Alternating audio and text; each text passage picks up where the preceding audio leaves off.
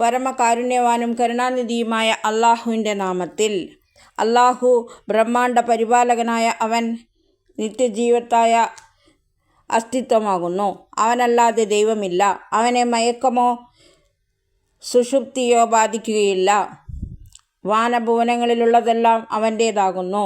ആകാശഭൂമികളിലുള്ളതെല്ലാം അവൻ്റേതാകുന്നു. അവന് ഉറക്കമോ ബോധക്ഷയമോ ഒന്നും ബാധിക്കുകയില്ല. അവൻ്റെ സമക്ഷത്തിൽ അനുമതി കൂടാതെ ശുപാർശ ചെയ്യാൻ കഴിയുന്നവനാര്? അള്ളാഹുവിൻ്റെ അടുക്കൽ അള്ളാഹുവിൻ്റെ അനുമതി കൂടാതെ ശുപാർശ ചെയ്യാൻ കഴിയുള്ളവരാര്? അടിമകളുടെ മുമ്പിലുള്ളതൊക്കെയും അവൻ അറിയുന്നു. അവർക്ക് അദൃശ്യമായതും അവർ അറിയുന്നു. അവർക്ക് അദൃശ്യമായതും കാണാൻ കഴിയാത്തതും അവൻ അറിയുന്നു. അവൻ്റെ ജ്ഞാനത്തിൽ നിന്ന് ഒന്നും തന്നെ അവരുടെ ഗ്രഹണശേഷി ഉൾക്കൊള്ളുവാൻ കഴിയുന്നതല്ല. അവരെ അറിയിക്കണമെന്ന് അവൻ സ്വയം ഉദ്ദേശിച്ചതല്ലാതെ, അള്ളാഹു ഉദ്ദേശിച്ചതല്ലാതെ നമുക്കൊന്നും അറിയുകയില്ല. അവൻ്റെ ആധിപത്യം വാനലോകങ്ങളിലും ഭൂമിയിലും സമഗ്രമായിരിക്കുന്നു. അള്ളാഹുവിൻ്റെ ആധിപത്യം ആകാശലോകങ്ങളിലും മുഴുവൻ ലോകങ്ങളിലും സമഗ്രമായിരിക്കുന്നു, പൂർണ്ണമായിരിക്കുന്നു. അവയുടെ സംരക്ഷണം അവനെ ഒട്ടും ക്ഷീണിപ്പിക്കുന്നതല്ല. ഇവയെല്ലാം സംരക്ഷിച്ച് നിലനിർത്തി പോരുന്നത് അള്ളാഹുവിനൊട്ടും ക്ഷീണിപ്പിക്കുന്നതല്ല. അവൻ അത്യുന്നതനും അതിഗംഭീരജ്ഞനും തന്നെ. ദീനിൻ്റെ കാര്യത്തിൽ ഒരുവിധ ബലപ്രയോഗവും ഇല്ല. സന്മാർഗം മിഥ്യാധാരണകളിൽ നിന്ന് വേർതിരിഞ്ഞ് വ്യക്തമായി കഴിഞ്ഞിരിക്കുന്നു. ഇനി ആർ താഊത്തിനെ നിഷേധിച്ച് അള്ളാഹുവിൽ വിശ്വസിക്കുന്നുവോ അവൻ ബലിഷ്ഠമായ ഒരു അവലംബാവശത്തിൽ പിടിച്ചിരിക്കുന്നു. അതൊരിക്കലും അറ്റുപോകുന്നതല്ല. അവൻ അവലംബമായി സ്വീകരിച്ച അള്ളാഹു സർവശ്രോതാവും സർവജ്ഞനുമത്രേ. വിശ്വസിച്ച ധനത്തിൻ്റെ സഹായിയും രക്ഷകനും അള്ളാഹുവാകുന്നു. അവനവരെ അന്ധകാരത്തിൽ നിന്ന് പ്രകാശത്തിലേക്ക് നയിക്കുന്നു. നിഷേധത്തിൻ്റെ മാർഗം സ്വീകരിച്ച ജനമോ അവരുടെ സഹായികളും രക്ഷകനും താഗൂത്തുകളാകുന്നു. അവർ അവരെ പ്രകാശത്തിൽ നിന്ന് അന്ധകാരത്തിലേക്ക് വലിച്ചു കൊണ്ടുപോകുന്നു. അവർ നരകത്തിലേക്ക് ഗമിക്കുന്നവരാകുന്നു. അവർ അവിടെ സ്ഥിരവാസികളായിരിക്കും. ഇബ്രാഹിം അലൈഹിസ്സലാമിനോട് തർക്കിച്ച ആ മനുഷ്യരെക്കുറിച്ച് താങ്കൾ ആലോചിച്ചിട്ടില്ലേ? ഇബ്രാഹിം അലൈഹിസ്സലാമിൻ്റെ റബ്ബ് ആരാണ് എന്നതിലായിരുന്നു തർക്കം. അള്ളാഹു ആ മനുഷ്യന് രാജാധികാരം നൽകിയതാണ് അതിന് നിമിത്തമായത്.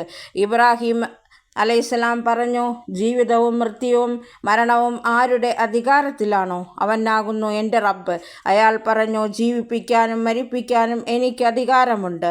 ഇബ്രാഹിം അലൈഹിസ്സലാം പറഞ്ഞു, ശരി, എന്നാൽ അള്ളാഹു സൂര്യനെ പൂർവ്വദിക്കിൽ നിന്ന് നയിച്ചു കൊണ്ടിരിക്കുന്നു. നീ അതിനെ പശ്ചിമദിക്കിൽ നിന്ന് നയിക്കുക. ഇത് കേട്ട സത്യനിഷേധി ഉത്തരം മുട്ടി, എന്നാൽ അക്രമികൾക്ക് അള്ളാഹു സന്മാർഗം കാണിക്കുകയില്ല.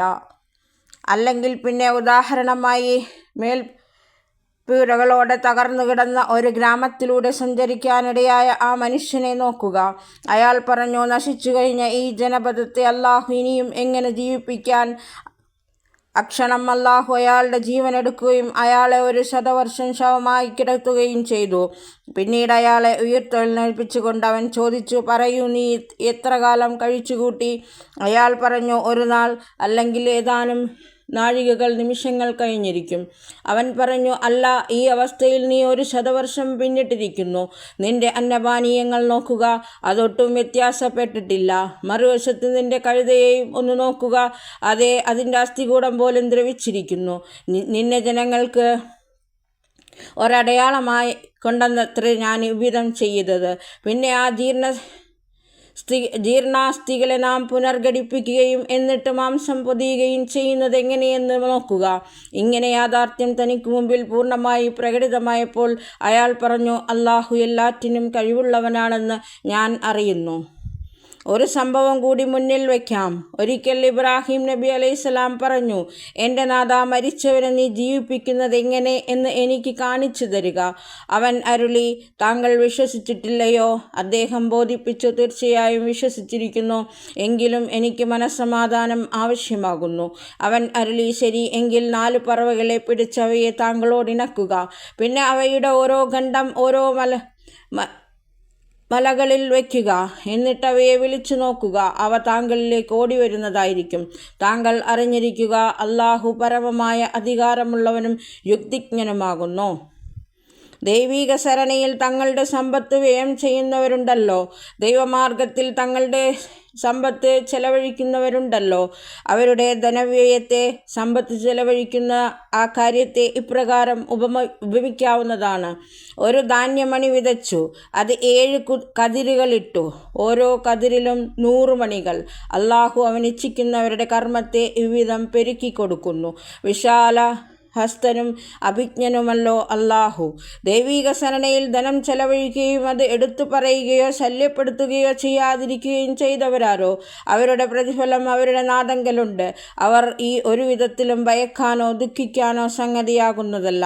ഒരു നല്ല വാക്ക് പറയുന്നതും അരോചകമായത് ക്ഷമിക്കുന്നതും ദ്രോഹം പിന്തുടരുന്ന ദാനത്തേക്കാൾ ഉത്കൃഷ്ടമാകുന്നു. അള്ളാഹു പരമ ഐശ്വര്യവാനത്രേ, സഹനം അവൻ്റെ ഗുണമാകുന്നു. ഓ വിശ്വാസികളെ, നിങ്ങളുടെ ദാനധർമ്മങ്ങളും കൊടുത്തതെടുത്തോതിയും ശല്യം ചെയ്തും പാഴാക്കാതിരിക്കുവിൻ. അള്ളാഹുവിലും അന്ത്യദിനത്തിലും വിശ്വസിക്കാതെ ആളുകളെ കാണിക്കുന്നതിനു വേണ്ടി മാത്രം ധനം ചെലവഴിക്കുന്നവനെ പോലെ. അതിൻ്റെ ഉദാഹരണം ഇപ്രകാരമാകുന്നു. ഒരു ഉറച്ച പാറപ്പുറത്ത് അല്പം മണ്ണുണ്ടായിരുന്നു. ഒരു നല്ല മഴ പെയ്തപ്പോൾ മണ്ണ് മുഴുവൻ ഒലിച്ചുപോയി. പാറപ്പുറം മിനുത്ത പാറപ്പുറം മാത്രമായി അവശേഷിച്ചു. ഇക്കൂട്ടർ ധർമ്മങ്ങളെന്ന് കരുതി ചെയ്തുകൊണ്ടിരുന്നതൊന്നും ഇവർക്ക് അനുഭവിക്കാൻ കഴിയുന്നതല്ല. നിഷേധികളായ ജനത്തിന് സന്മാർഗം കാണിച്ചു കൊടുക്കുക അള്ളാഹുവിൻ്റെ ചര്യയുമല്ല. നേരെ മറിച്ച് അള്ളാഹുവിൻ്റെ പ്രീതി മാത്രം കാംക്ഷിച്ച് പൂർണ്ണമായ മനസ്സന്നദ്ധതയോടെ തങ്ങളുടെ ധനം ചെലവഴിക്കുന്നവരുടെ ഉദാഹരണമോ അതിപ്രകാരമാകുന്നു. ഉയർന്ന പ്രദേശത്ത് സ്ഥിതി ചെയ്യുന്ന ഒരു തോട്ടം കനത്ത മഴ ലഭിച്ചപ്പോൾ ഇരട്ടി വിളവ് നൽകി. കനത്ത മഴ കിട്ടിയില്ലെങ്കിൽ ചാറ്റൽ മഴ കിട്ടിയാലും അതിന് മതിയാകുന്നതാണ്. അള്ളാഹു നിങ്ങൾ പ്രവർത്തിക്കുന്നതെല്ലാം കാണുന്നവനല്ലോ. നിങ്ങളിൽ ഒരുവന് ഒരു സസ്യശ്യാമള ആരാമമുണ്ട്, അതായത് തോട്ടമുണ്ട്. ഈത്തപ്പഴ കുരുക്കളാലും ദ്രാക്ഷാദികളാലും ഫലവൃക്ഷങ്ങളാലും മറ്റെല്ലാ ഫലങ്ങളാലും നിറഞ്ഞതും നദികളിൽ ജലസേചനം ചെയ്യപ്പെടുന്നതുമാണത്. അവന് വാർദ്ധക്യം ബാധിച്ചു ഒന്നിനും കഴിയാതെ കുറേ കൊച്ചുകുട്ടികളുമുണ്ട്. ഈ അവസരത്തിൽ ഒരു തീക്കാറ്റേറ്റ് ആ തോട്ടം കരിഞ്ഞു പോകുന്നു.